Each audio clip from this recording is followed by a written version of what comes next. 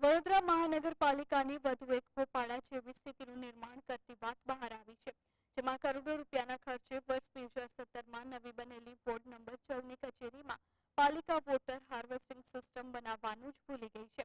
સામાન્ય રીતે આ સિસ્ટમનો મૂળ ઉપયોગ વરસાદી પાણી જે રસ્તા ઉપર વહી જતા હતા તે વરસાદી પાણી સુધી જ જમીનમાં ઉતરી જાય છે અને ભૂગર્ભ જળ સ્તર વધે તે માટે બનાવવામાં આવ્યું હતું.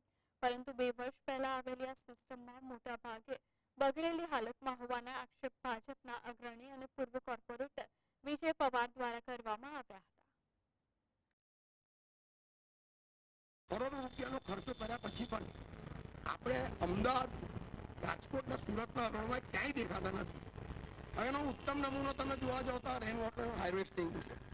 આ બિલ્ડિંગ જુઓ તમે, આ બિલ્ડિંગ 2017-18માં નવું બનેલું છે. 17-18માં તો આ બિલ્ડિંગ નવું બન્યું હોય તો જીડીસીઆરના નિયમ પ્રમાણે એમાં યોજના હોવી જ જોઈએ રેન વોટર હાર્વેસ્ટિંગ, પણ એ ક્યાંય દેખાતી